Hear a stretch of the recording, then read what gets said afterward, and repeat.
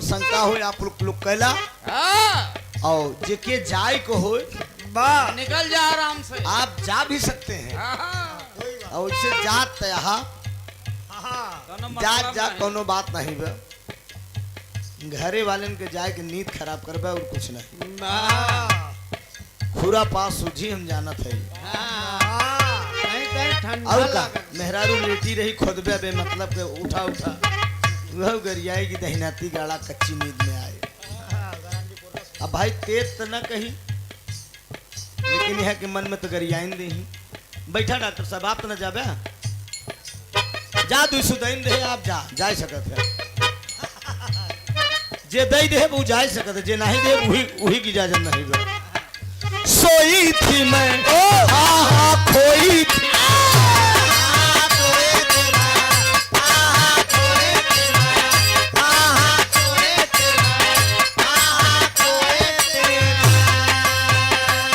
नींद टूटने पे यार बड़ा रोई थी मैं।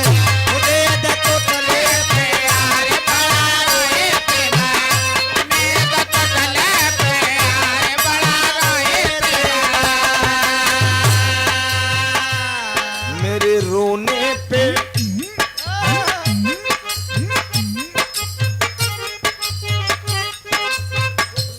मेरे रोने पे तू मुस्कुराया मेरे रोने पे तू मुस्कुराया। अब बाल माँ बड़ा ओ है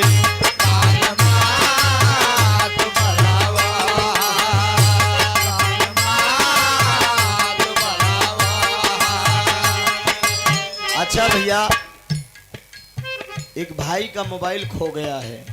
कवन रही खलीफा शादी वाली रही कि टच वाली क्यों दे ही न दुनिया में इतना ईमानदार क्यों नहीं गए। घंटी जाई जवन पाए होई तनिक दिमागदार कम होई चालाक कम होई भाई डाला रहा था पासवर्ड वगैरह ना अब समझ न पावो तो ले जाए कोनो कंप्यूटर वाले खिया देखो तोरवा परवाई दे जान ली आज दई दे समझ ल बहुत बड़ा धर्मात्मा बा देख ले यार अगर जे ले हो तो दई दे भाई परेशान जी कर ना वो बेचारा आपन तो दिक्कत जौन बा सबसे ज्यादा मेहरारू से दिक्कत हुई जाए बा दई दे 5000 रुपया दे ही बेचारी तू हिन देबे लगत अरे 5000 छोड़ा तो हाँ नैटिए काट को का हम दई दे बेचारा। कोई दिक्कत नहीं देखा क्यों सुन ले था कोई दिक्कत नहीं जान भाई 1000 रुपया में हो गई क्या करे। गौवा के पिछवा रवा यही बजावत है ना हो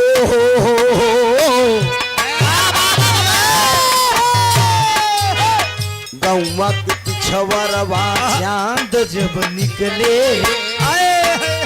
हारमोनियम का मैं कर उठावा।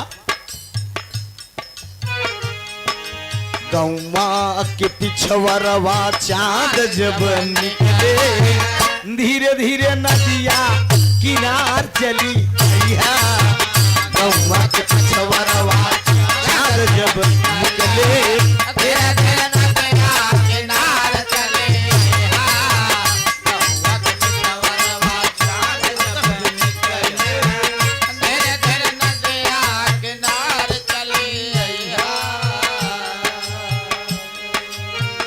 गौवा के पिछवरवा चांद जब निकले धीरे धीरे नदिया किनार चली ये भैया इतना ना है और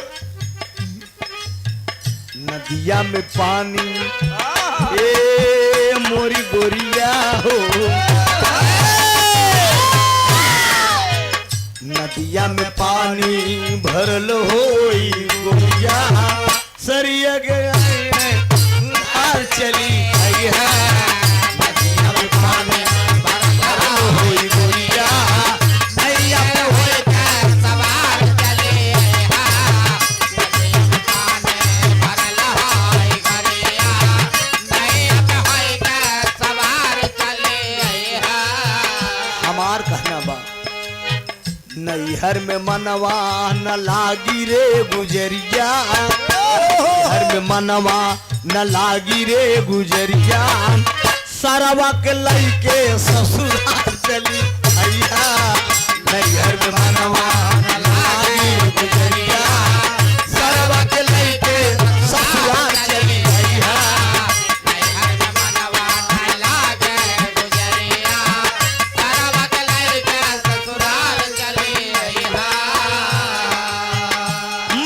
छोड़ चली बाबुल का देश, पिया का घर प्यारा लगे,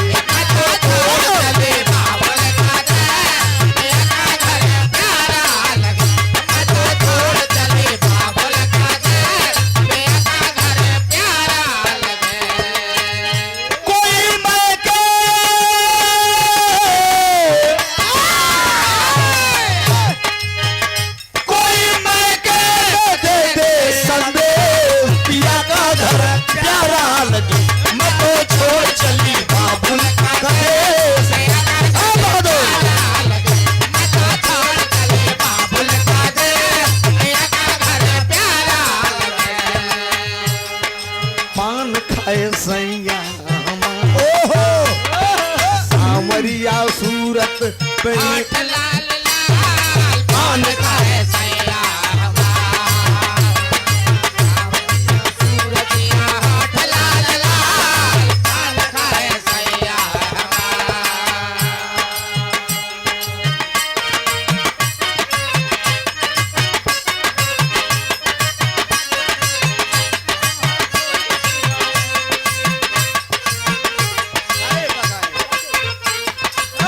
चलो दिलदार चलो, चांद के पार चलो, हम भी तैयार चलो, चलो दिलदार चलो, चांद के पार चलो, हम तैयार चलो, चलो दिलदार चलो, चांद के पार चलो, हम तैयार चलो। बड़ा बढ़िया भी रहा सुने। वाह सोहन मोहन वाह वाह मोहन। एक भाई ने आहा भाई के साथ गलत किया दोस्त, वाह तुम्हारा मोबाइल है कि दूसरे के लिया? नहीं किया ना, दूसरे को नहीं निकाले, मतलब कुछ भी आए हो देखे तोहरे है ना। हाँ नहीं तो देखे एक दिन गांठे तो गांठ दी है हमारे यहाँ लगा रखे हमार के गांठे है।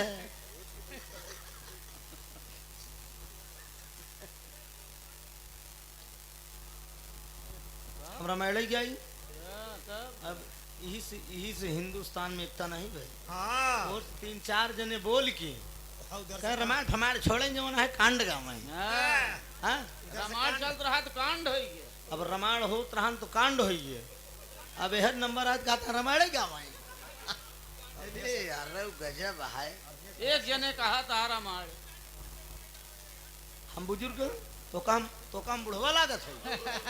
हाँ अरे ऐसा मत कह भैया। अबे ज्यादा से ज्यादा 18 साल का मेल खात हमारा ना। अगर हम बताई न कि हमारा लड़का सियान हो गया है तो हमका क्यों भाप नहीं सकत। हाँ एडजस्ट हो जात ई जान ले नई लेडीज से जब गाना होता जैसे कौन इंद्राज भाई उजाला से तो बराबर होते ही रहा था। हाँ। उनका तो बातें नहीं जैसे कौन नहीं रहा थी। हाँ। अब उनसे जब हो तो जब सवेरे उतरी थी तब पूछे कि ब्याह शादी हुई है। हमको जैसा समझो उसमें एडजस्ट कर लो। कोई दिक्कत नहीं, मैचिंग हो जाएगा। हम बताई ना तो भापे नहीं सकत। जान ले बताएं कहन कि इनकर मलकिनिया नहिरन से लेके आई रही। का हो तू पहला झोंकता बहुत कोई चढ़ा एकदम बलिया भी रहा रहन हमार उजाला का है ना। बलिया काशीदास के पूजा में बलिया जिला भी रहा हमार उजाला का रहन तो जाति चला गए लौटानी। हम इंद्राज भाई से कहे इंद्राज भाई चलते आज भौजी से मिलवाए देते हैं। अरे वाह। तो कहे ना इलाहाबादी उनके कहा इलाहाबादी में का गड़बड़िया है हाँ कहन तनी के बड़ा खोइचड़ हो थी हाँ हमके यार तू चिंता न कर हमका जहाँ बैठा देबे हम वहीं बैठा रहा हाँ तो आई गए दरवाजे पे बढ़िया स्वागत व्यवहार करें कोनो दिक्कत नहीं रहा तो चाय पान भाई जितना रहा बढ़िया स्वागत हुआ पार्टी वाले सब हमारे बैठे बहरन बैठा रहा तो हम तनिक कुछ मतलब उस टाइप के आदमी है यार हर दाव दे तो घुस जाई थी ऐसे करत करत हम चाय पियत पियत हम कहीं राज भाई बाबा घरवा तो ठीक ठाक बनवाए है यार जो है अंदरवा प्लास्टर उस्तर है कि नहीं डिजाइन डिजाइन बनी बे हम घुस गए हाँ तनकर मलकिन खड़ी रहे सामने हाँ तो हम कहे ऐसा हाँ मतलब ऐसे जो खड़ी रहा पगला ना खड़ी मतलब तू बात हर दी जहाँ लगे हुए वहीं लग जाई तो जब इनके दुल्हन के देखे मालिक के देने जैसे हजूरिया क्या बात है यार हम के यार इंदिरा के अपने मलकिनिया का के कुछ है यहाँ इनका तो रोज मन में हम कल्पना करें मास्टर हम कल्पना करें हम इनका तो रोज बराबर समझत हुई ना भाई हम चिंता ही न होई तब फिर हमके कस भौजी हम कहे अब भौजी कह दे नहीं राज चला कहे कहीं तो से जेठ है तो गड़बड़ाई जाई मुंह मुंह ले तमिंग महाराज झटके में तुरंते के हमके भौजी नमस्ते खुश रहा तब भौजी जान के कहां हां देवरा लाजिल लुरिया है अब हम पूछे हमके और भैया तो बराबर प्रोग्राम में रहा थी कहन हाँ हमके लेकिन कुछ इनकर आदत उदत के विषय में जानत हो कि नहीं कहन हाँ बच्चा हमके कुछ का समझे हाँ भाई तू धर्म पत्नी कहन बच्चा आप का बताई ये ठीक कलुई नाम के लड़की पे सारी कमाई ले जाए दहने की गाड़ा हुई आए हाय रे तो आज तुझसे हम अकेले में बात कर अभी से बहुत गंदी बात हटाई का जान ले हाँ अकलुइया से मतलब बन के जाना का जान ले माला घरे बात पहुंच गई हाँ अब दोबारा भौजी के नंबर दे हम बताऊँ ना कुछ आदत में अब सुधार आई बे हम टाइट के 2 इंच आए रहे जमाना है तू जेकर हमार में हर देख गए एक बार हम पहले तो हार देख गए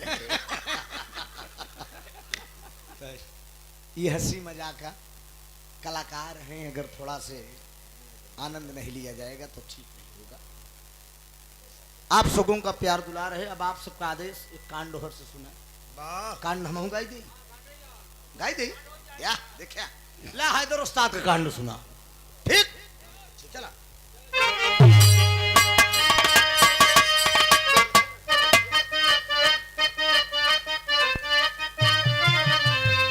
और एक मिनट ई कांड का हमरे चेला साहब को फरमाइश हुआ कहा था गुरु जी एक बार सुने रहे और आज फिर आप गाय देते पूरा का कैच कर लिया हाँ एकदम पूरा डायलॉग सहित कैच कर लिया वाह और जहाँ गाय देवे कांड हम चंदौली जिला में विजयलाल जी के सामने गाए यही एक बिरहा में केवल हम 40,000 रुपया इनाम पाए खाली ही एक कांड में उस्ताद तो पूरी धुन लगी हुई का आप लोग सुनबे तो खुद ही पड़ता बताई जाए वाह हाय ये वक्त का सब चमत्कार है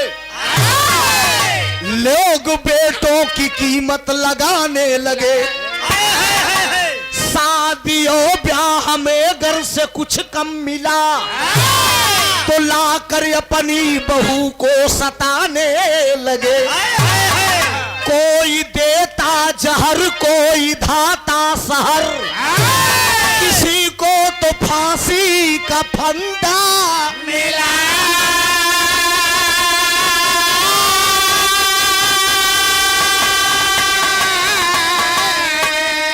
अरे धन की सरिता प्रबल योग से बह चली लोगों को अच्छा खासा यहाँ धंधा मिला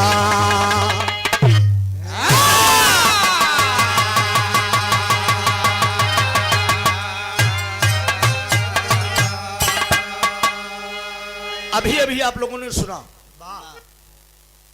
भाई का धन बेईमानी करके आप औलाद को देंगे मेरा दावा है दोस्त वो सुख औलाद से भी नहीं मिलेगा जो भाई भाई का धन अगर बेईमानी करता है उससे बड़ा इस धरती पर कोई नमक हराम नहीं है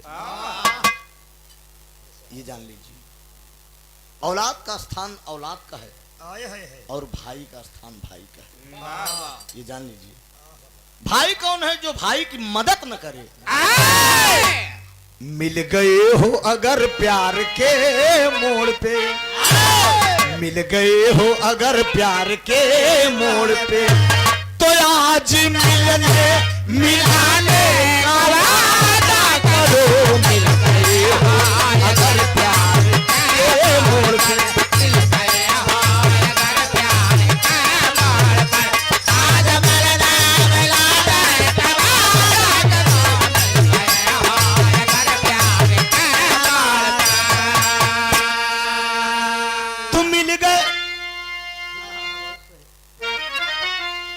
तो जा रहे हो तो जाने की जिद ना करो, आ गए हो तो आने का वादा करो। धन और दौलत बदौलत खुदा से मिले, धन और दौलत बदौलत खुदा से मिले। मांगना है तो भगवान से मांगिए,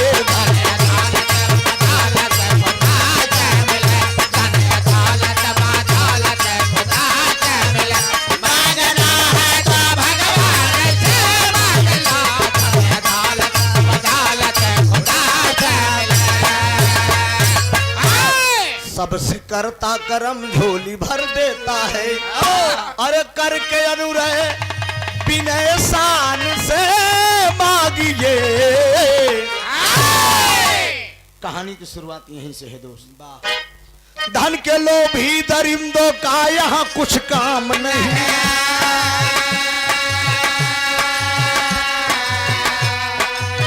धन के लोभी दरिंदों का यहाँ कुछ काम नहीं। आज इंसान में इंसानियत का नाम नहीं। राजस्थान की एक छोटी सी कहानी है,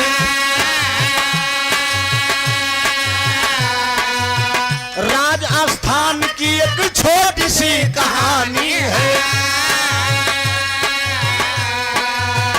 बहन है कुसुम, भाई शेखर की कहानी है। गरीबी में भी ऐसे वक्त एक आते हैं,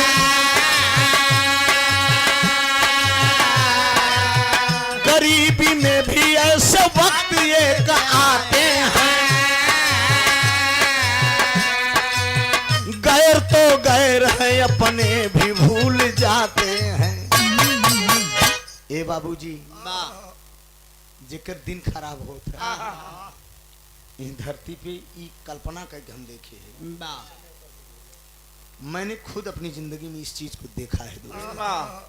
बनी रहा तो पूरी दुनिया, नात रिश्तेदार, गांव देश, लेकिन बाबूजी अगर तनिक समय गिर जाता अच्छे अच्छे मुंह मोड़ लेती दोस्त। एक ऐसी कहानी है, पत्रिका से उभर के आई है, राजस्थान शहर जयपुर की बात है। शेखर कुसुम दो भाई बहन हैं। दर्जा 8 तक शेखर पढ़ा, कुसुम भी प्राइमरी तक पढ़ी। बचपन में मतारी बाप गुजर गए, लेकिन गरीबी इतनी लाचार, परिवार के तमाम सदस्य हैं लेकिन केहू मदद नहीं करता। तो छोटी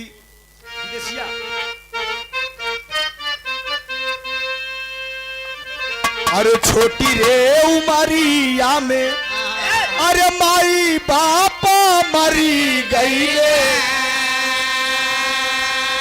अरे शेखरा कुसुमा दुई गो भाइयों बहिनी।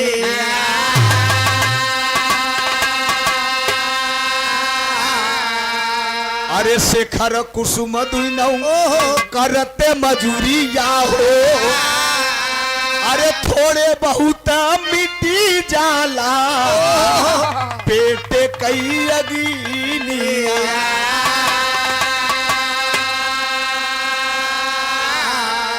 अरे शेखर का चिंता भाई,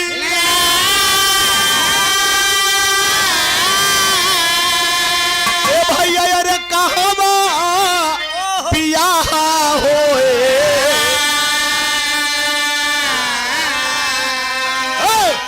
राता दीना उलझन में तड़पे बदनिया राता दीना उलझन में पड़ल बदनिया राता दीना उलझन में पड़ल बदनिया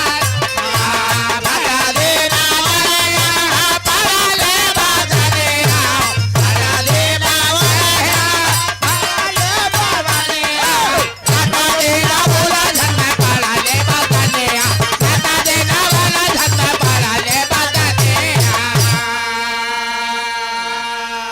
अरे बाप रे बाप, शादी की चिंता होगी। शेखर सोचता है कि हमारी बहन सयानी हुई, हमारे पास इतना पैसा नहीं बा। एक भैया बच्चे बुच्चा लक्ष्मण कल की हम कल लगी होते जा भैया। एक दिन अपनी बहन का रिश्ता खोजने के लिए बाबूजी रामपुर गांव से शहर जयपुर की तरफ जा रहा है। अरे वाह, रास्ते में एक इलाके के जाने माने सेठ से मुलाकात हो गई।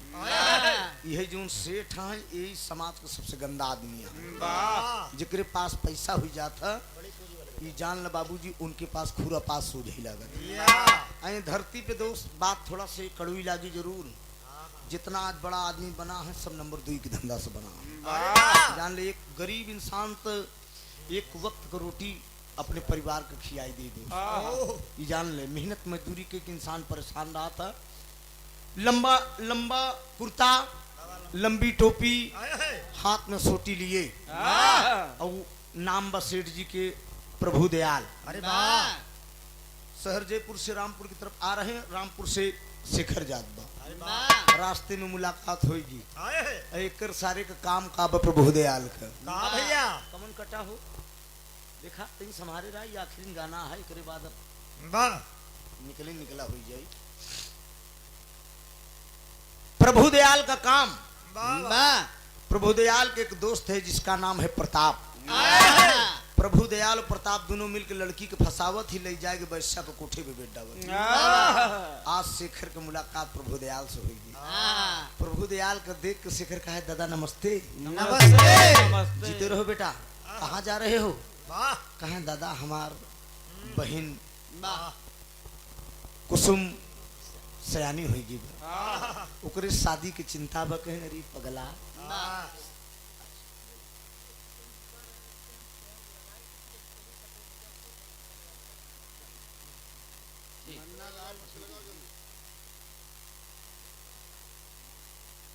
अरे हैरान बगा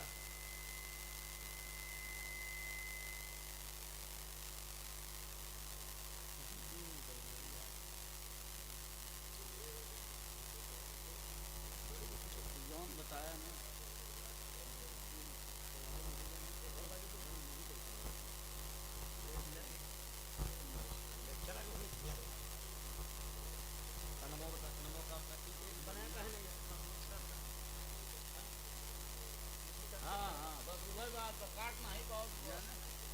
नहीं मिला। हेलो मन्ना लाल झिरहिरी से जाए तो बेचारे के कष्ट तो हो गए भाई, लेकिन क्या करी उतना बड़ा मनाई नहीं है कि तो काम दे दी। हाँ वो खाए कमाई वाला इंसान है जो गवैया बजैया। हाँ प्रभु दयाल से मुलाकात होगी। प्रभु दयाल शेखर के देखा, कहा अरे बेटा कहाँ जा रहे हो? कहा मेरी हमार बहन से आनी होगी, शादी की चिंता बा। प्रभु दयाल एक ठीक बात कहा थी कि तर्ज लगे।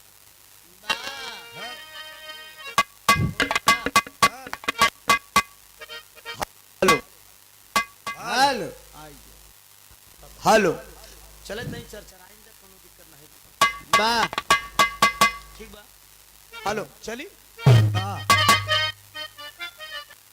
जोड़ दे यार जोड़ दे।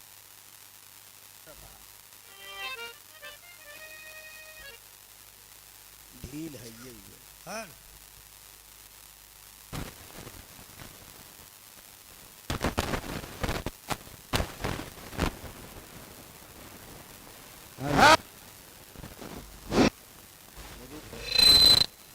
हेलो हेलो हेलो नहीं जैसे से काम वैसे से रखा। हेलो कम बजे ठीक है लेकिन हेलो हेलो चला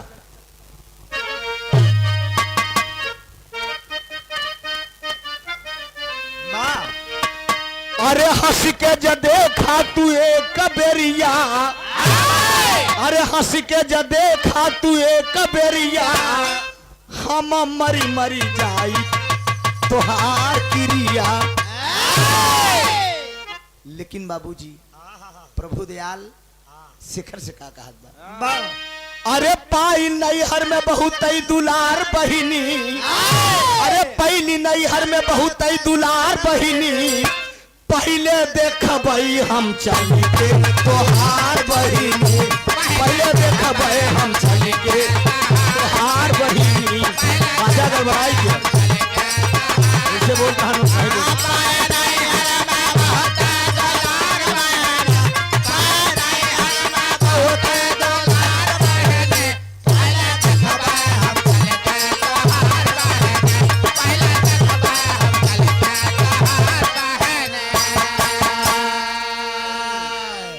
बहिना तोहार यहाँ साँचे कढ़ाली, अरे कुलबदी सिच बई हम बन करके माली, कहा सर से उतरे जिंदगी आके भार बहिनी, सर से उतरे जिंदगी आके भार बहिनी, पहले देखब हम चल के तोहार बहिनी।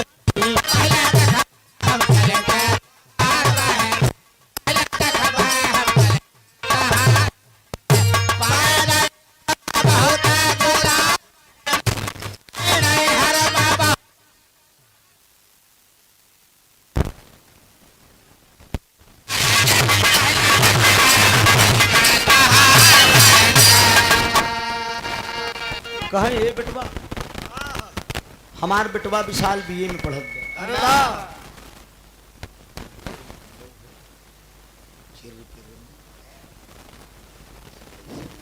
हेलो हेलो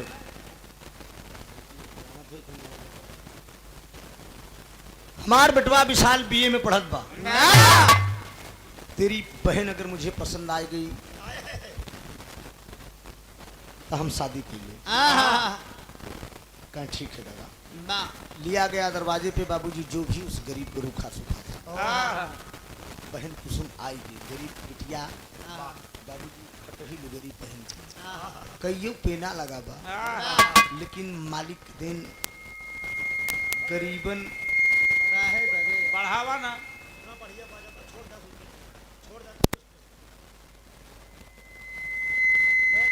और कम करा।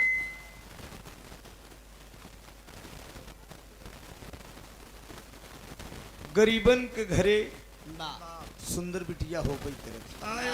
ये प्रभु दयाल जब कुसुम को देखे सुकरे मुँह में पानी आई गया, ओकर मकसद रहन केवल देखे। बिटिया चली गई, ओकरे बाद बाबूजी शेखर से कहा हमार कुछ मांग बा, हमार बेटवा विशाल बीए में पढ़त बा। इतने में पाँव पकड़ ले बाबूजी, कहे ना बाबूजी हमको दहेज न दे पाओ, तर जाए मुन्ना राजा।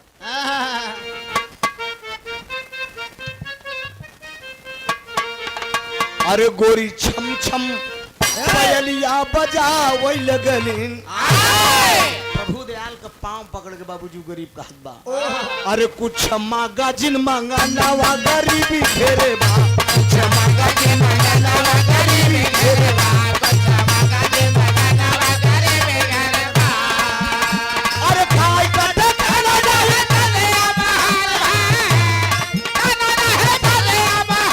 अरे लागी हजारा नवा गरीबी घेरे बा, कुछ मांगा जिन मांगा नवा गरीबी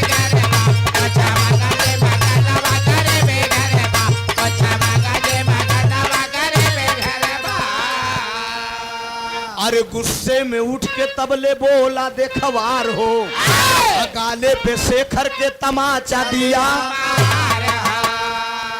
एक चाटा खींच के जड़ दिया।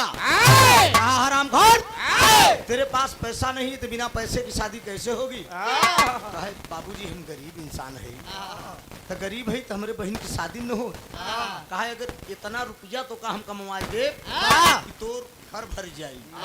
अरे बाप रे बाप शेखर खाए ये बाबूजी हमका का करे की पड़ी, बतावत तू साला का।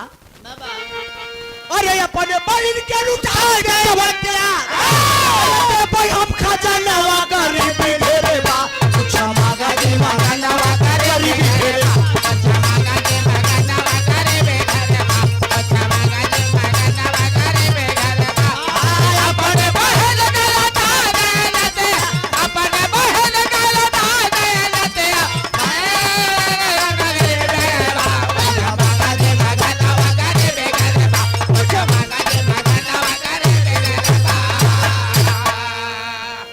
कहा लुटा दे अपनी बहन की जिंदगी, अपने बहन की आबरू लुटा दे, इसके कदमों में मैं नोट भी खोल दूंगा। अरे बाप रे बाप, ये बतनी बात सुनता आराम कर साले, हम तो हाथ टोपी जलाए दे अखबार बन के साले हमारी बहन के तू देखे जाए, हम अपने बहन के आबरू लुटाए दे, तब तू हमका पैसा दे दे।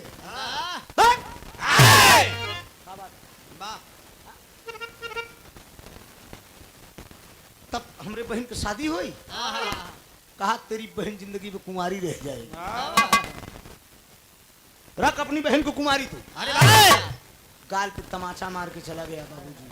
दोनों भाई बहन बैठ के रोने लगे, और जब दोनों भाई बहन को रोने लगे तो तेरी का भाव है डॉक्टर।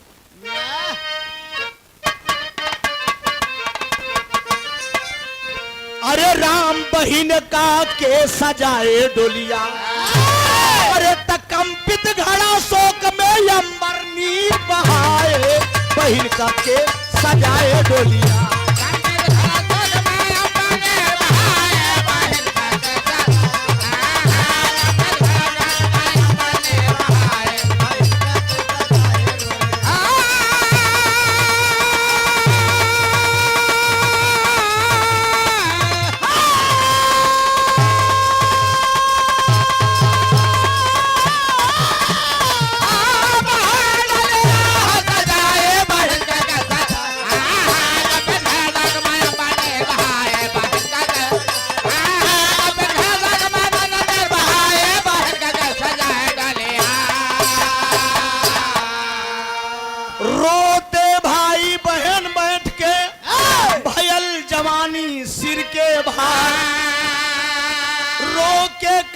बहिनिया भैया हमारे कारण खैल्या मार, रहूं जिंदगी भर मैं कुंवारी, कुर कर लो तुम भैया एक बार।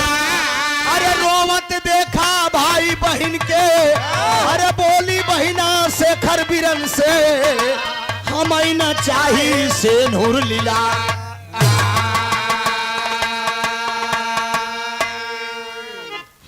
मार खाई मार भाई बिग याद के ले बाबूजी, हमारे शादी खातिर हरामखोर तो का तमाचा मार के चला गया, हम कभू न शादी करब, याद के ले तोहरे दामन में कभू दाग न लगे दी। शेखर कहता है तुम दीदी नहीं समझती हो, ये बाबूजी बतिया यहीं छोड़ दे। ओकरे साथ कर बचपन के एक दोस्त था शेखर की, जिसका नाम था रवि, मालिक के दिन पढ़ लिख इंस्पेक्टर हो गए, और शेखर गरीबी के चलते बाबूजी कुछ न कह पाए। भाई बहन बैठ के दोनों दरवाजे पर रो रहे हैं, छुट्टी आया है, सोचा कि शेखर के दरवाजे पे चलूं और मिलता चलूं।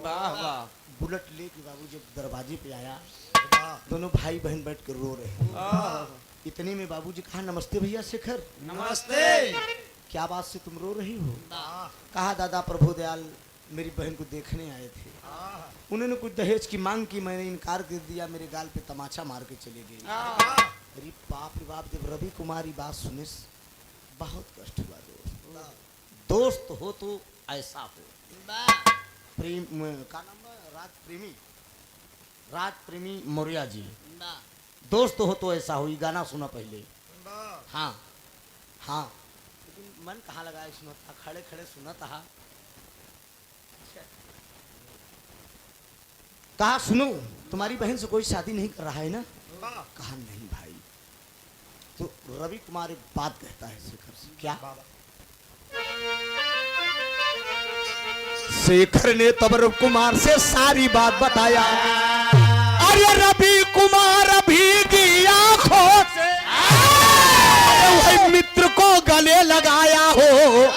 अरे बहन का के सजाए डोलिया। कहा अगर इतराज न हो तो, अगर इतराज न हो तो कुसुम मेरे मन भाई, बहन का के सजाए डोलिया।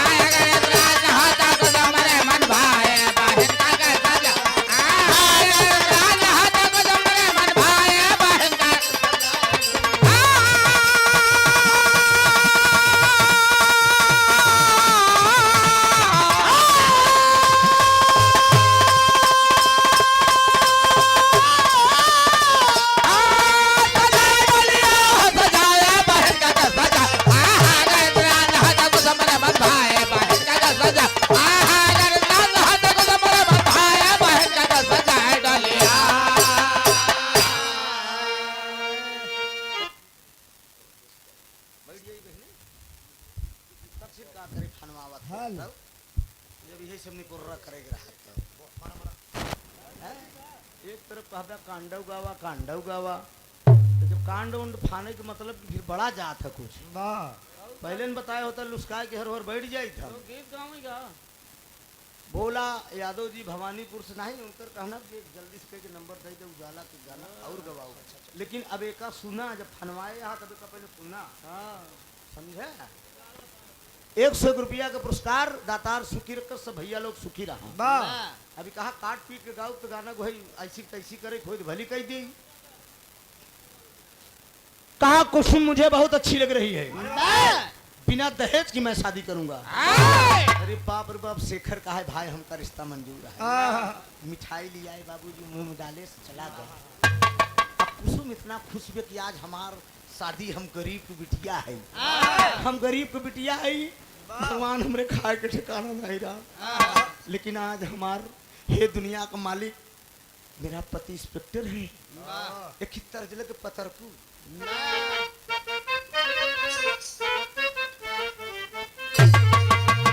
ए भोला एक ही गौना में लड़का रहन ओकर पातर कमर रहे पास पड़ोस में जब जाए लागे भौजाई मजाक करे कि पतरकू अरे पतरकू पतरकू पतरकू हो पतरकू अरे पतरकू काहे जदुइया डाला पतरकू काहे जदुइया डाला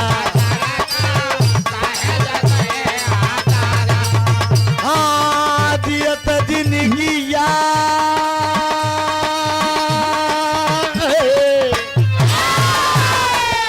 दियत जिंदगिया तू हमने के मारा पत्थर तू काहे जो बिया डाला बारे हर नी छोड़ दे चखाने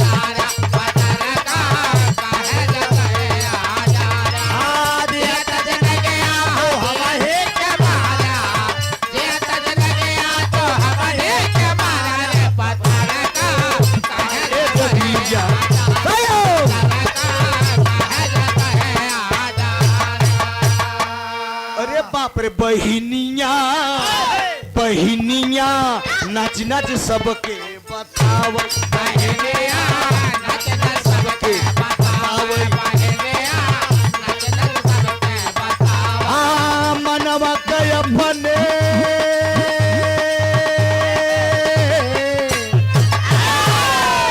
मनवा के अपने रे सपना सजावे बहिनिया सबसे बताओ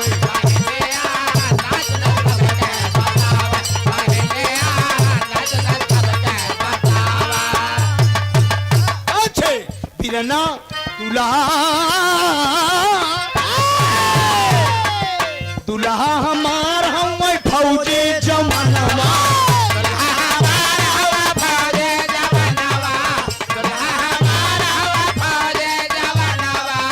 सजना का हमारे लगे न जादू तो नवा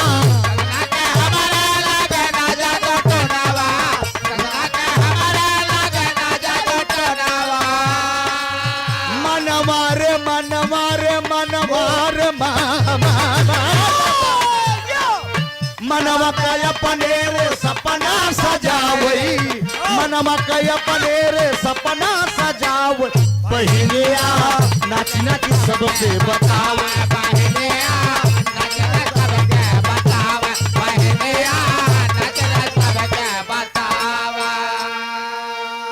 तमाम सखियों से बता रही कि ये दीदी ये हमारा होई वाला दुल्हा इंस्पेक्टर बा मेरा पति इंस्पेक्टर है सखियां मजाक उड़ा रही है देखा है घर में कटी कौड़ी नहीं अय्या चलिन भुजाने एकरे भाई के खाए के ठिकाना नहीं बेकर मन से इंस्पेक्टर बा अरे बाप रे बाप गरीब के मजाक उड़ाई ले थी गरीब के मजाक उड़ाई ले थी लेकिन बाबूजी ई अभी बात यहीं छोड़ा वो जमन देखवार बन के सारा है जहाँ लंबी टोपी वाला बोला जो प्रभु दयाल सार लंबा कुर्ता लंबी टोपी पहन के आएगा वो साला पहुंचा अपने दोस्त के पास प्रताप के पास कहा रामपुर गांव में शेखर कुसुम दो भाई बहन है कुसुमा इतनी सुंदर भोला अब साय के लिए अगर बेड डाला बेड डूबे तो बड़ा रुपये पाओगे देखा जान ले प्रताप कहा तो ज्यादा चिंता न करो तो हमका पता नहीं जा हम शेखर का घर खोज ले भाई। वाह अब देख ले बाबूजी, आई शेखर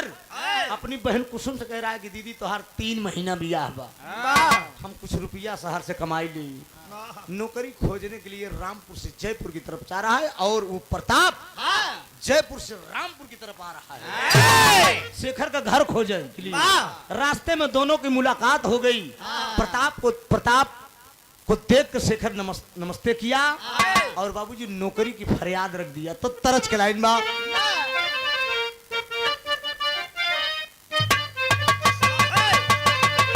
यही तरज के लाइन में कि खोजत रहा ब्याह, अरे बतावा तू के तनी तिलकिया चढ़ाई ब्याह, बतावा तू के तनी तिलकिया चढ़ाई ब्याह, बतावा तू के तनी तिलकिया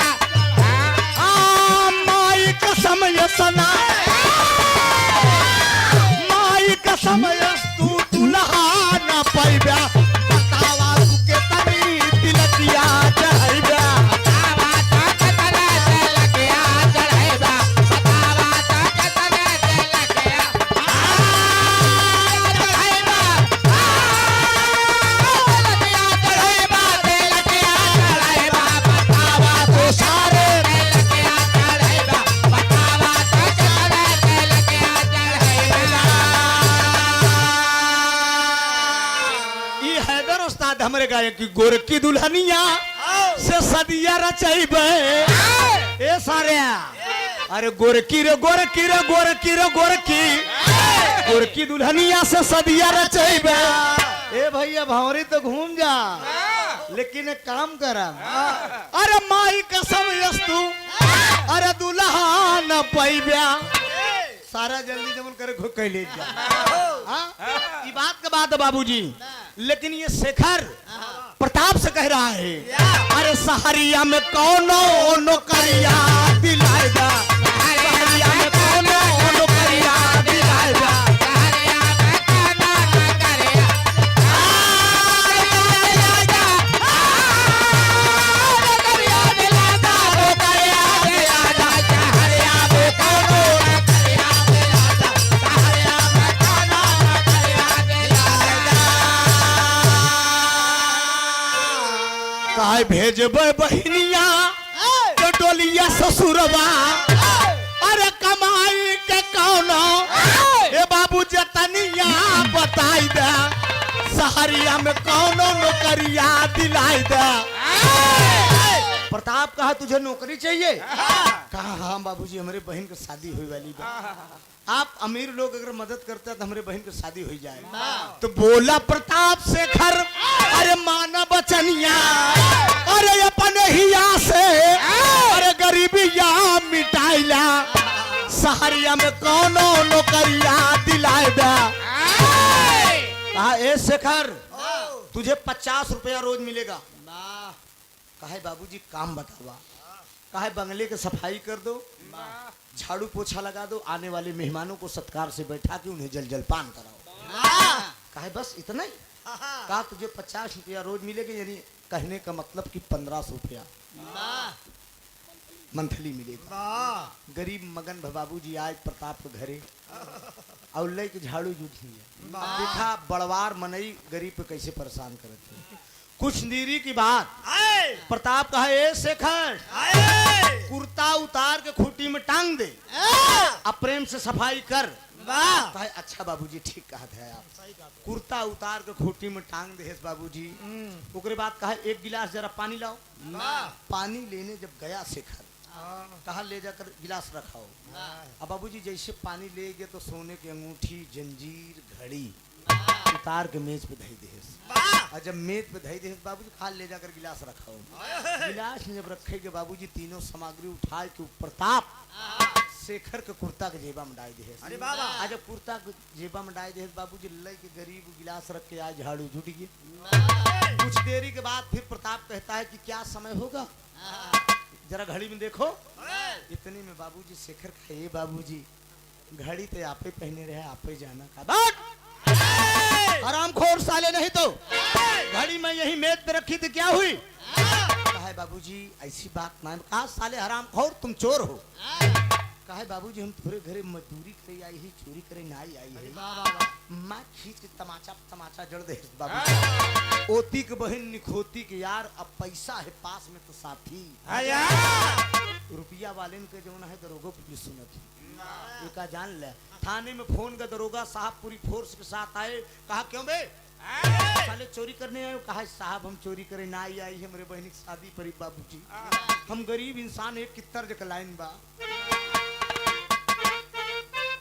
बस इमली का बूटा बेली का पेड़ इमली खट्टी मीठे लेकिन ओरिजिनल से हमारा डुप्लीकेट कम नहीं बदो दरोगा जी करत का है शेखर के साथ ही अरे बोला दारोगा साला है चोर ना कमीना करता है शोर अब न चलेगा तेरा जोर चल जल्दी थाने की ओर, चल जल्दी थाने की ओर। बोला दारोगा साला है चार ना कमीना करता है चार अब न चलेगा तेरा जोर चल जल्दी थाने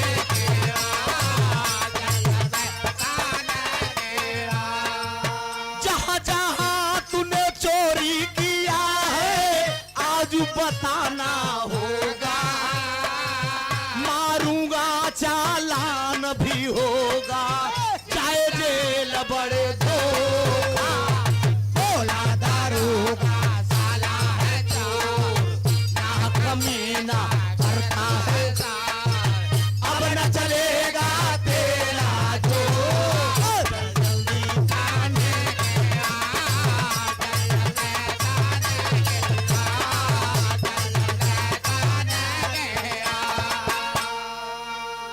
चिंता न करा भोला भैया तोहारे बात पर हम गनमा काटिन के गावत है तू आज पंच मार दे से हम काटिन के गावत है कि जल्दी में बंद ही कही दी अहीं समार आखिर को ओकर बाद पौजा लगावे लगी हमार पेमेंट दे दे चल दे भाई हम ए बाबूजी और आज ने पीट पीट कर ठीक कर दिया शेखर का चालान हो गया शेखर जेल चला गया बाबूजी माल बरामद ई प्रताप कहूं कि प्रभु दयाल तू देखवार के लगे टोपी वाले काहे दादा अब तो काम बन गए फंताबा कहा कुसुमवा अब किल्ले घरे बा ओकरे भाई तो फसाए दिन शेखरा जेल गया अब चल के जरा गौर करेंगे बाबूजी गरीब बिटिया के साथ साला क्या व्यवहार कर रहा है 12 बजे रात घनेरी रात है गरीब की बिटिया दरवाजा पर खड़े होकर बाबूजी अपने भाई का राह देख रही है अपने भैया का राह देख रहे कि मेरा भाई मजदूरी करने गया और शहर से मजदूरी की आवत हुई दरवाजे पर खड़ी हुई बाबूजी इतने में साथ जाके से दरवाजा खटखटाएंगे तर्ज के लाइन पर मुन्ना राजा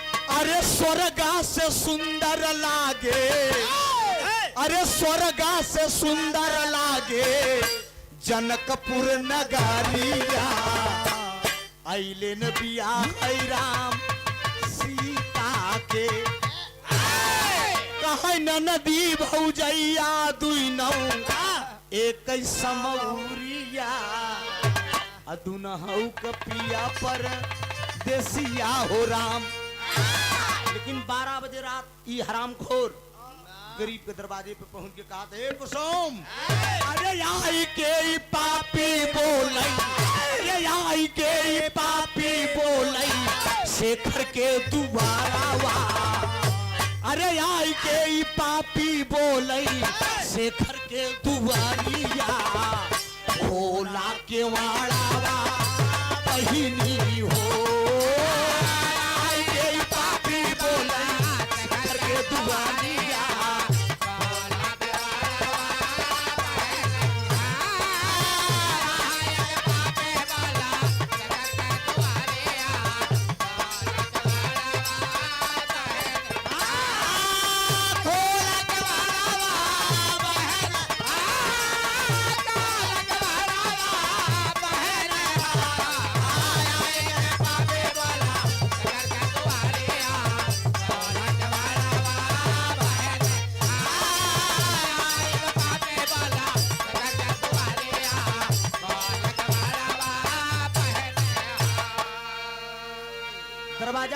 दिया बाबूजी का ए कुसुम दरवाजा खोला। वो सोच रही कि हमारे मेरा भाई मजदूरी करके आ गया। और जब दरवाजा खोला बाबूजी तो दरवाजे पे साला प्रताप खड़ा हुआ है। प्रताप को जब देखती है कुसुम कहा प्रताप तुम कैसे मेरे दरवाजे पे आ गए? कहा आस्ते बोलो आस्ते बोलो, 12-1 बज रहे हैं, आस्ते बोलो कोई सुन जाएगा तो। कहा कि तुम्हारा भाई शहर में नौकरी करने गया, चोरी कर लिया, चोरी के इल्जाम में थाने में बंद है, बहका रहा है क्योंकि भाई उसका जेल जा चुका है। थाने में बंद है, सुबह चालान हो जाएगा, वो जेल चला जाएगा। मुझसे बोला कि मेरी बहन से मुलाकात करा दो। बोलो कुसुम अपने भाई से मुलाकात करने चलोगे कि नहीं? कुसुम सोच रही है बाबूजी मेरा भैया कभी चोरी नहीं कर सकता।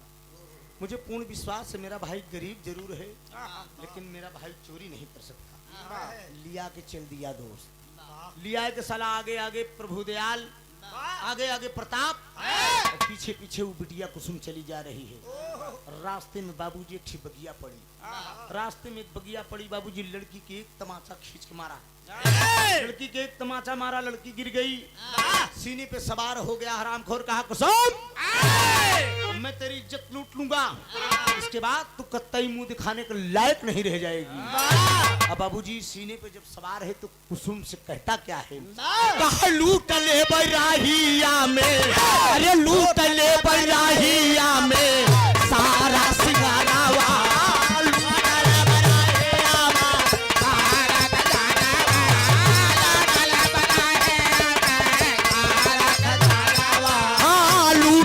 बराहिया में सारा सिंगारावा, खोला के वारावा पहिनी हो।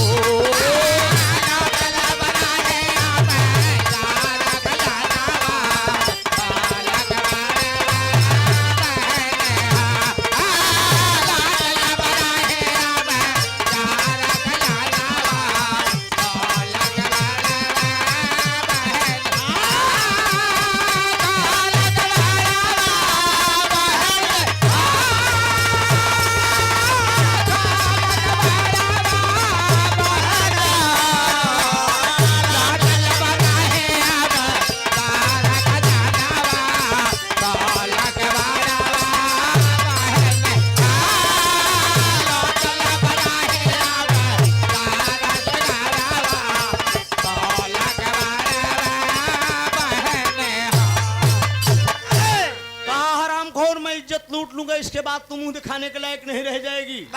सीने पे सवार हो गया लेकिन कुसुम आवाज दे रही कि भैया हम बहुत गरीब हैं, हमारी इज्जत ना लूटा बाबूजी। लेकिन बाबूजी हमारे पास का हो, हम बहुत दुख उठाए हैं लेकिन नहीं मानता है। जब इज्जत लूटने का प्रयास करता है बाबूजी तो कुसुम आवाज दे रही उस बगीचे में, बचाओ बचाओ। कोई सुनने वाला नहीं है दोस्त। लेकिन बाबूजी वहीं उसी गांव का एक चौकीदार था, वहीं बगिया में बाबूजी चौकीदारी कर रहा है और बचाओ बचाओ की आवाज जब सुना तो सोच रहा कि हाँ ये बगिया में आवाज कैसी आ रही है, लगता है किसी औरत के साथ या किसी लड़की के साथ कोई जबरदस्ती कर रहा है। टार्च बार के बाबूजी वो देख रहा है चौकीदार, और जब पास में पहुंचा बाबूजी प्रताप साला कुसुम के सीने पे सवार है। और जब कुसुम के सीने पे सवार है बाबूजी तो चौकीदार का नाम था सलीम। पास में पहुंचा भाग साले। प्रताप कहता है तुम कौन हो? कहा मेरा नाम सलीम है, और दहाड़ कर बोलता है अरे कजरा मोहब्बत वाला, अरे अखियों में ऐसे डाला, कजरे ने ले ली मेरी जान, अब हाय रे मैं तेरी कुर्बान। लेकिन बाबूजी सलीम क्या कहते कि सुन साले हमारी बात, अरे पट्ठा को रेसी वाला, पट्ठा को रेसी वाला, शेर ने गजब कर डाला, पट्ठा को रेसी वाला, शेर ने गजब कर डाला, बोला बहादुर ले लो साले तेरी जान, पट्ठा को रेसी वाला,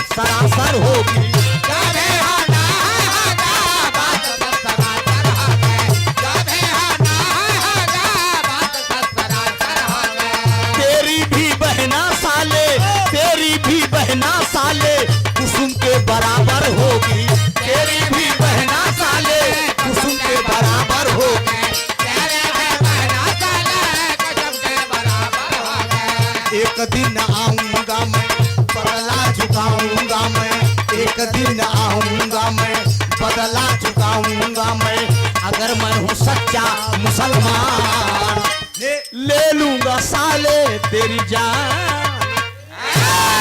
हराम घोर, तेरे घर में बहन बेटी नहीं है, साले किसी पराई औरत पर तू गंदी नजर डालता है। इतने में बाबूजी खड़ा भा, प्रताप भाग गए। जब प्रताप भाग गए बाबूजी कुसुम खड़ी हुई, रोने लगी बिटिया। लड़की पेटी कोट बिलाउट बाबूजी कितना बढ़िया काम जात मुसलमान किया। लोग आजकल हमारे देश के बाबूजी हमारे समाज के जातवाद में बांट देता है। राजनीति वाले इंसानियत के करे अंदर आ जाए बाबूजी के देखे नहीं बा। मालिक के यहाँ से हम सब आई तो बाबूजी जात नहीं बनाए खाई, वाह वाह केवल इतने रहा कि नर और नारी वाह।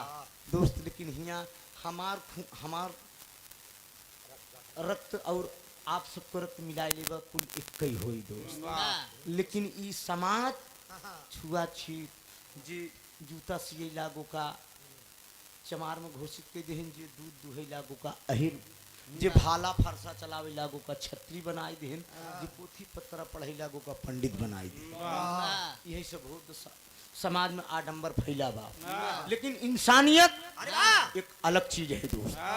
कितना बढ़िया काम जात के मुसलमान किया। उतार के अपन कुर्ता दे देस बाबूजी, कहा ले मेरी बहन पहन ले, अपनी आबरू ढांक ले। अब बाबूजी कुर्ता पहन ले बिटिया, रोइला कहा तुम्हारा घर कहाँ है? कहे बाबूजी हमार घर रामपुर में बा। हमका कुसुम कहा थी, कुसुम तुम हो? शेखर की बहन हो? कहा हाँ हाँ भैया हम शेखर के बहन हुई। कहा हमार भैया थाने में बंद है बताएं, और यही बड़े हमका लिया कि कहने रे साले के यही धंधाया री पगली कहाँ इशारे के चक्कर में पड़ गई नहान की ये धंधा बा। आओ मेरी बहन तुम चलो, तुम्हारे घर तक मैं तुझे छोड़ देता हूँ। कितना बढ़िया काम करो से चौकीदार आगे आगे सलीम चला जात बा, और पीछे पीछे वो बिटिया कुसुम चली जाती है। रास्ता में जब चला जाता है तो रास्ता में ऊ मिला के ऊ जमन सार देखबार बन के गरहन लंबी टोपी वाला लंबा कुर्ता वाला ऊ सार देखे जब तक ऊ सार अलगई बक्कत बा। ऊ कहा मेरे बाहरे जमाना बा, बहन अपने भाई को छोड़ के मुसलमान के साथे चली जाती है। सलीम दहाड़ दे कहा प्रभु दे हम तो टोपी जला दे साले सुन, अरे जो भी होना है होगा, बात सब पर होगी।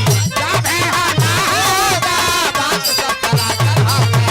जब है होना होगा, बात सब बराबर होगी। तेरी भी बेटी ससुरा, तेरी भी बेटी ससुरा कुसुम के बराबर होगी। तेरी भी बेटी ससुरा कुसुम के बराबर होगी। तेरे बेटे ससुरा कुसुम के बराबर होगी। पंजा मिला ले मुझसे चोर आजमा ले मुझसे, पंजा मिला ले मुझसे चोर आजमा ले मुझसे। कितना बड़ा है पहलवान, ले लूंगा साले तेरी जान। अब देख इतने में बाबूजी उठा के दई मारे, प्रभु दयाल को दई मारे, देह चाटा पचाटा लगा जड़े सलीम।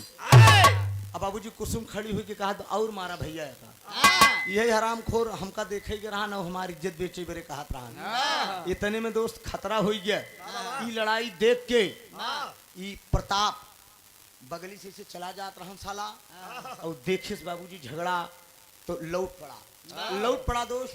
सलीम जैसे जैसे लाठी ताने प्रभु दयाल का मारे बरे जैसे लाठी ताने वैसे प्रताप साला पीछे से पहुंच गए। पीछे से पहुंच के बाबूजी लाठी हर सलीम ताने बा, तब ले प्रताप बाबूजी सलीम का हाथ से लाठी से खींच, जब लाठी खींच रहे बाबूजी तो उस सलीम का लाठी प्रताप के हाथ में आएगी। और जब प्रताप के हाथ में आएगी बाबूजी तो यही जगह वो कामयाब हुई है। तो लगी एक लाठी खोपड़ी पर, सलीम होई गवा रवाना।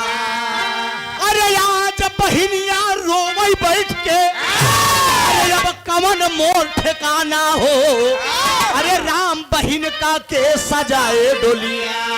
अरे कहा प्रताप कुसुम अब तो का के बचाए, बहिन का के सजाए डोलिया।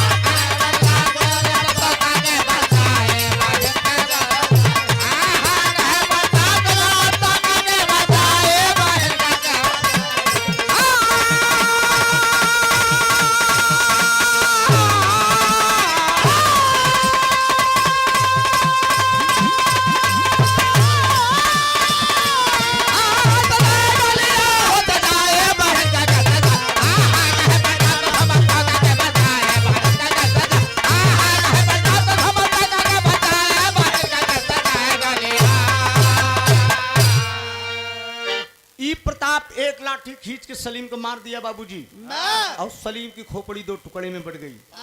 तुरंत जमीन पर गिरा और कहा, हाय खुदा, बहन की इज्जत बचाया लेकिन परिपूर्ण रूप से न बचा सका। इतने में बाबूजी प्रताप कहा, बुलाओ अब के तो का तोर इज्जत बचाई। कुसुम समझ गई कि दुनिया के मालिक के सिवा मुझे कोई नहीं बचा सकता। मेरा भाई जेल गया, मेरा होने वाला पति इंस्पेक्टर है, उपकार कर रही है बाबूजी की भाला।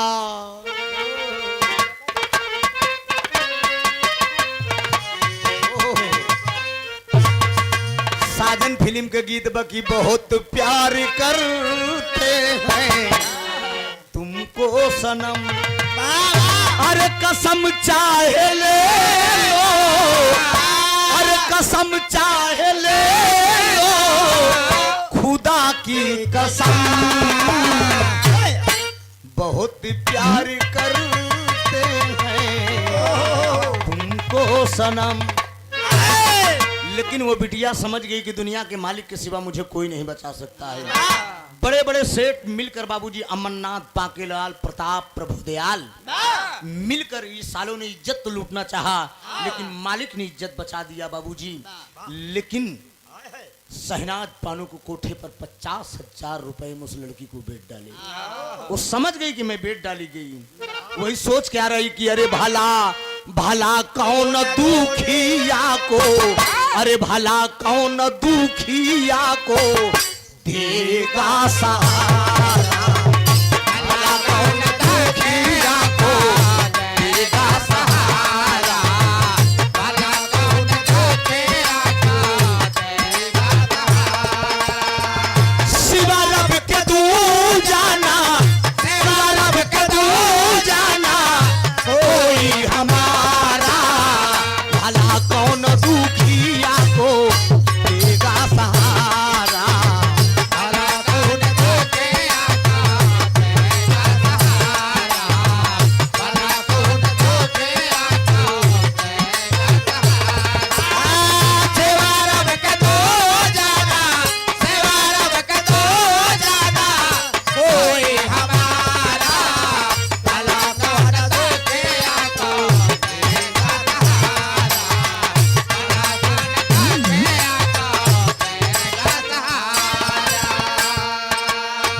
मेरी बदनसीबी पे हंसता जमाना, मेरे बदनसीबी पे हंसता जमाना, मेरे बदनसीबी पे हंसता जमाना।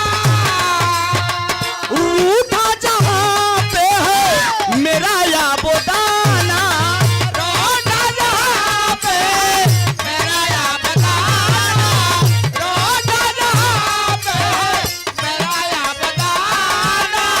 कश्ती भंवारी में है, कश्ती भंवारी में है, मिले ना किनारा, भला कौन दुखिया को देगा सहारा। वो लड़की समझ गई कि मैं बेट डाली गई और एक वैश्या के यहाँ बेट डाली गई। शहनाज बानो का पांव पकड़कर वो लड़की कह रही कि माँ मुझे अपना बेटी समझ लो माँ, मेरा भाई जेल गया है, मेरा पति होने वाला इंस्पेक्टर है। शहनाज कहती है मैं कुछ भी हूँ, मैंने तुम्हें रुपए में खरीदा है,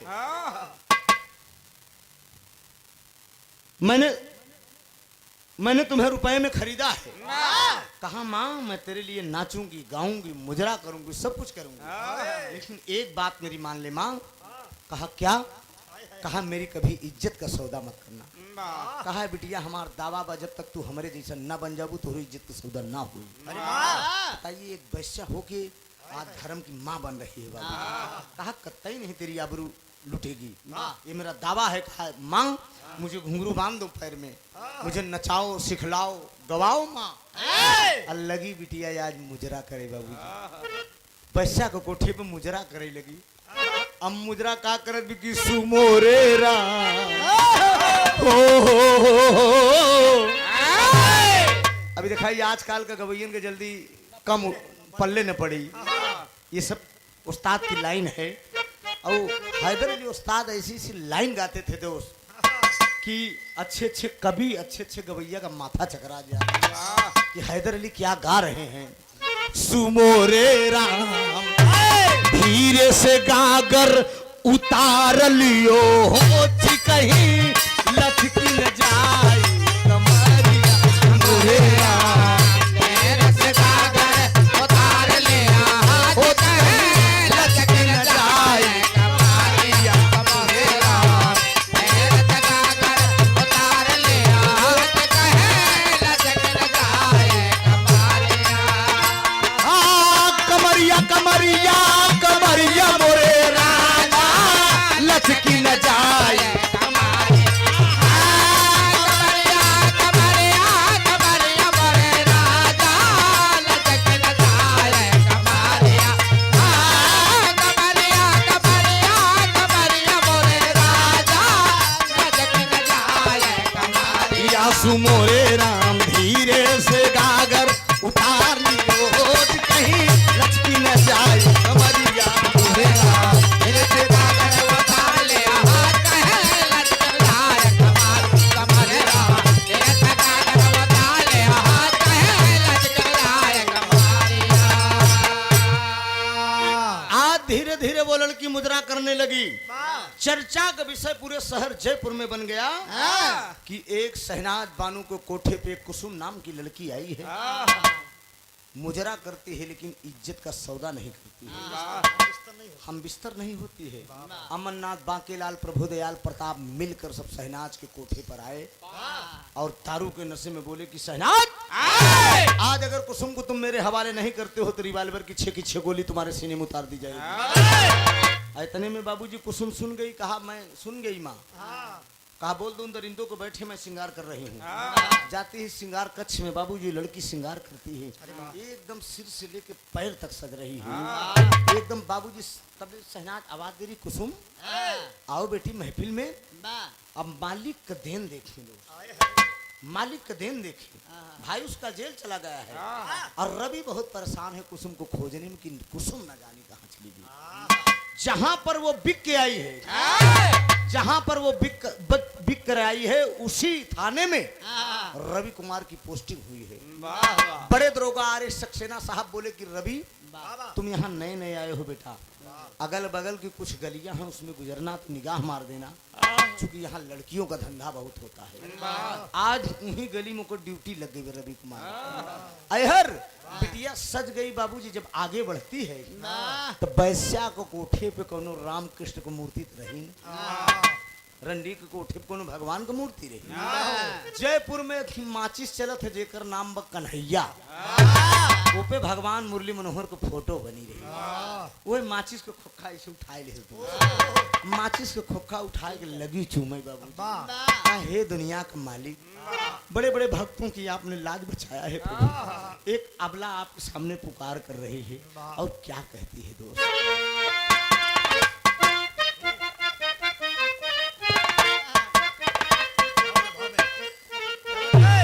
अरे तू जब जब मुझको पुकारे मैं दौड़ी आऊं नदिया किनारे।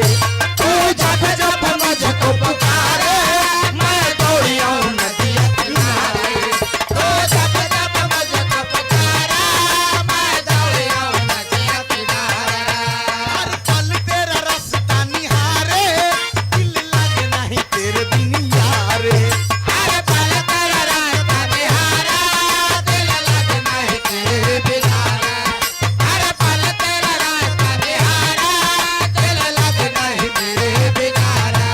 तू जब जब मुझे पुकारे मैं दौड़ी आऊं नदिया किनारे। हर पल तेरा रास्ता निहारे, दिल लगे नहीं तेरे बिन यारे।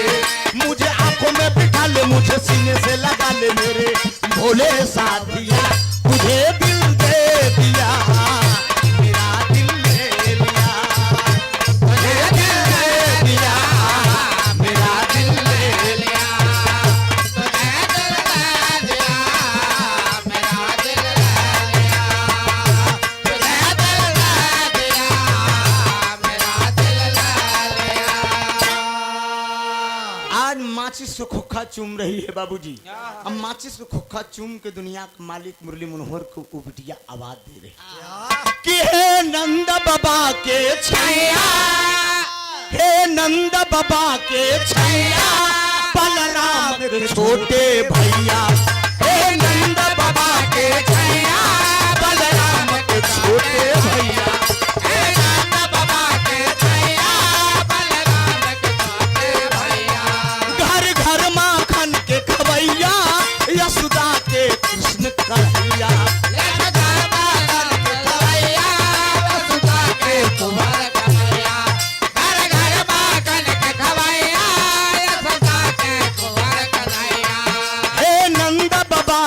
छैया बलराम के छोटे भैया, यशोदा के कृष्ण कन्हैया, घर घर माखन के खवैया, मुझे राह बता दे, मुझे घर पहुंचा दे, मेरे परू पावरे सलोने सावरे, ओ मेरे सावरे सलोने सावरे।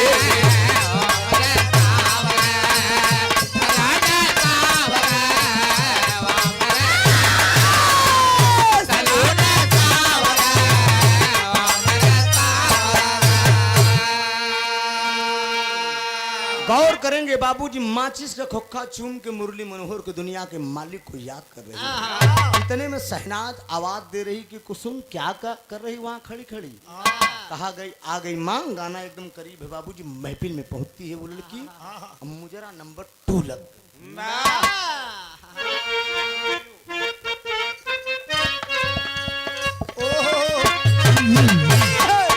लगी वो लड़की मुजरा करने। छोड़ गयो बेदर्दी, हाय हाय हाय,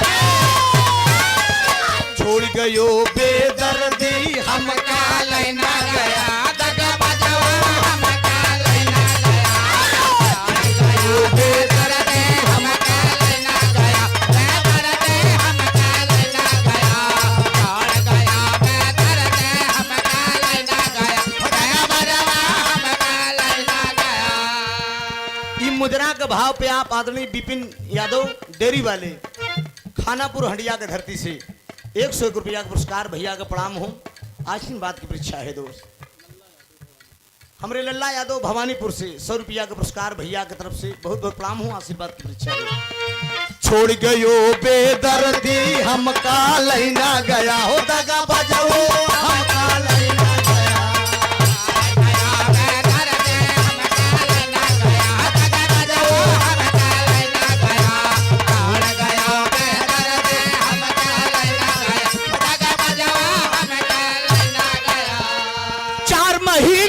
गर्मी पड़त है, 4 महीने के गर्मी पड़त है, 4 महीने के गर्मी पड़त है, तब धोएला पसीनावा है, हाय हाय तब धोएला पसीनावा, हम का लेना गया, हो दगा बजाऊ हम का लेना गया,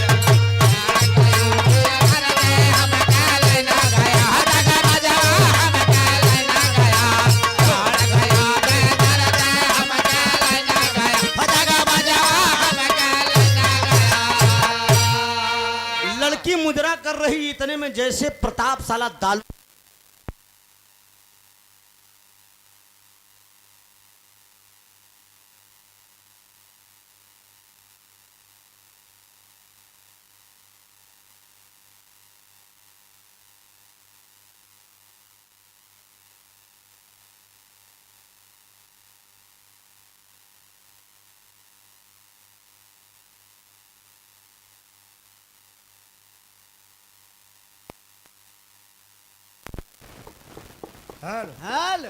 हेलो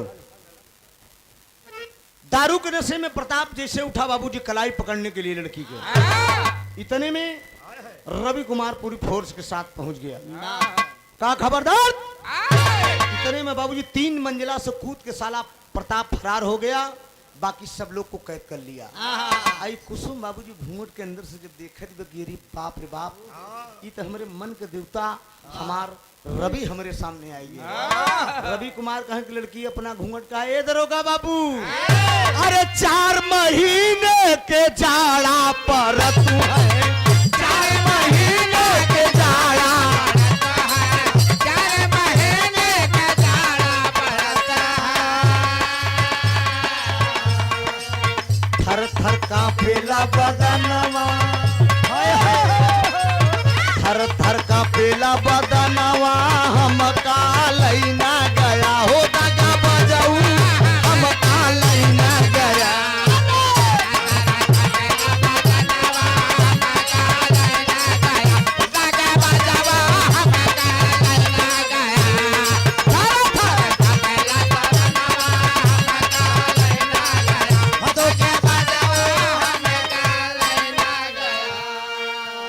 कार्यक्रम के आयोजक साहब आदरणीय राम सिंह यादव, यादव टेंट हाउस भवानीपुर से आप भैया के तरफ से बहुत समाया का पुरस्कार, बहुत बहुत प्रणाम। सबको कैद किया, कैद करके ले गया थाने में। बड़े दरोगा आर सक्सेना साहब के पास रवि कहा, साहब ये मेरी होने वाली पत्नी है। कहा तुम यहाँ कैसे आ गई? कहा कि मुझे अमरनाथ बाकीलाल प्रभुदयाल प्रताप मिलके 50,000 रुपए में बेच डाले। कहा चिंता न करो, इन सालों को मैं जिंदा नहीं छोड़ूंगा। दरोगा साहब से सारी बात बताया। कहा साहब मेरी होने वाली बीबी है, लेकिन इस समाज के दरिंदे लाकर इस लड़की को जो है 50,000 रुपए में बेच डाले। दरोगा साहब बोले, बड़े दरोगा आर सक्सेना साहब के, रवि तुम्हारे कारनामे पे बहुत मैं प्रसन्न हूँ बेटा, जाओ आज तुमको मैं छुट्टी दे रहा हूँ। कुसुम के साथ तुम कहीं पिकनिक मनाओ, कहीं घूम आओ। इतने में बाबूजी कुसुम और रवि थाने के बाहर जब निकलते हैं तो कुसुम से रवि कुमार पूछता है कि ये बताओ कहाँ पे चले? तो कुसुम कहती है कि स्वामी सबसे पहले मैं अपने भाई से मिलने चलूंगी जेल में। मेरा भाई बंद है शेखर, लेकिन मालिक का रहमो करम देखने। आज उसकी भी सजा पूरी हो चुकी है, वो भी जेल से छूट के, शेखर भी जेल से छूट के अपने घर की तरफ आ रहा है। रास्ते में मुलाकात किससे होती है? वही प्रताप से, जिसके कारण वो जेल गया था। ललकार दिया कि प्रताप तेरे कारण मैं जेल गया था साले, मैं तुझे जिंदा नहीं छोड़ूंगा। प्रताप समझ गया कि लड़का मैंने इसे जेल भेजा है चोरी के इल्जाम में, किसी न किसी दिन ये मुझे अपनी गोली का शिकार बना देगा।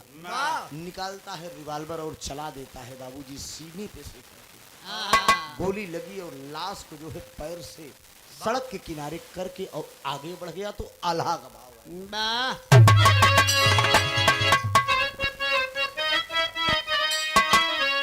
अरे रवि और कुसुम जाले, अरे रवि और कुसुम जाले, अरे थाम ही के डगरिया ये भैया।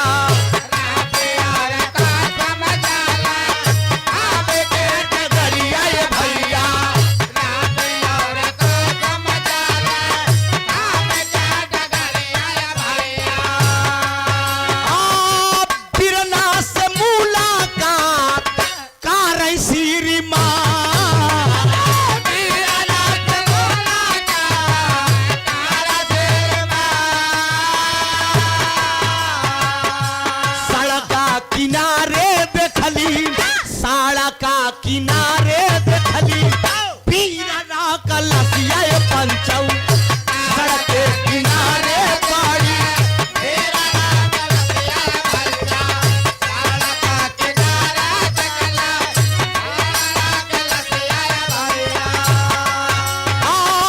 लसिया पे बहिना रोवई आंसुई के गा।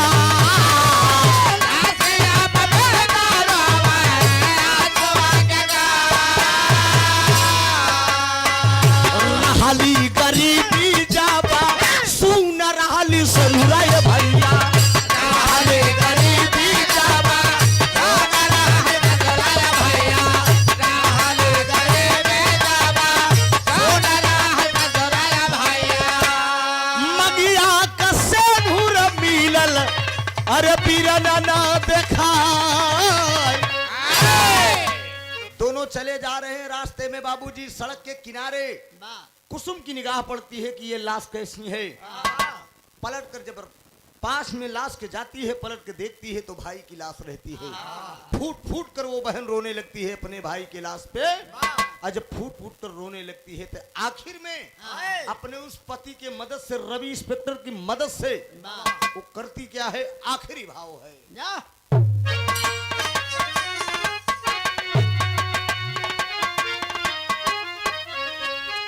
अरे गैला बिरनवा तू हमें के करा बिसारी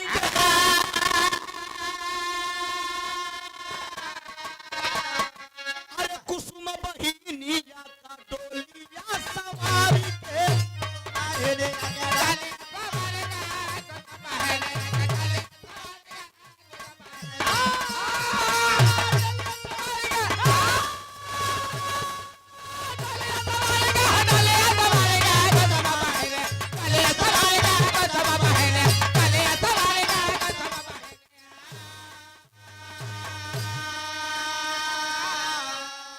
अनमोल राखी बांधे लसिया उठाए चंदन चिता पे अपने शेखर के लेटा अरे रोवत की सुहागन चल भाई अपने ससुरारी हो अरे कुसुमा बहिनिया डोलिया सवारी हो अनमोल राखी बांधे लसिया उठाए चंदन चिता पे अपने शेखर के लेटाए। चंदन की लकड़ी मंगवाती है बाबूजी जी, उसी राजस्थान शहर जयपुर घाट पे ले जाकर अपने भाई का दाह संस्कार करती है। दाह संस्कार करने के बाद लौट कर आते हैं, एक मंदिर में जाकर रवि और कुसुम शादी करते हैं। आज भी उसी शहर जयपुर के अंदर रवि और कुसुम अपनी जिंदगी का परवरिश कर रहे हैं। आज भी वो जिंदगी बिता रहे हैं। ये गरीबों की बहन बेटियों का ये दास्तान था। गरीब की बहन बेटियों के साथ पूंजीपति लोग ऐसा व्यवहार करते हैं। समाज एक नया संदेश, हर इंसान की इज्जत बराबर होनी चाहिए। यहीं से बिरहा मेरा खत्म है। बिरहा थोड़ा से मैंने शॉर्टकट में गाया इसलिए कि भोला यादव जी बोले कि थोड़ा जल्दी कर दीजिएगा। अब इसी गीत से हम विदा भी होंगे आप लोगों से। जीवन रहेगा फिर कभी आप लोगों से मुलाकात होगी। स्वामी गीतानंद अनंत भय भुल्लुर तद्दिए को तारी रामधार हैदर अली जुगनू गईले स्वर्ग।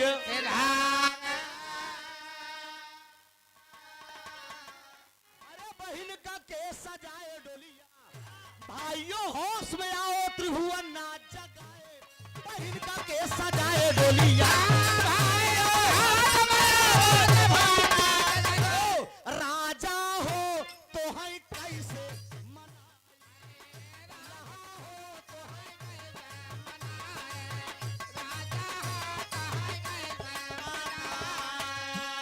अरे रतिया में हमरे न लागैया उंघाई, रतिया में हमरे न लागैया उंघाई। दुला हो तो है कैसे मनाई।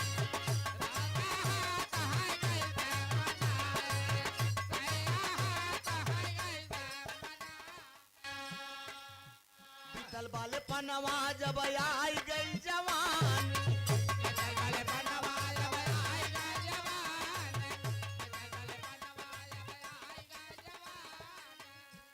अरे रही रही के सदियई पल्ले अंगड़ाई।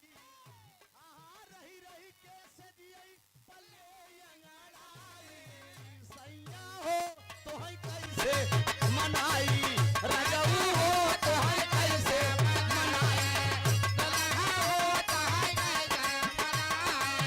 बहुत बहुत धन्यवाद।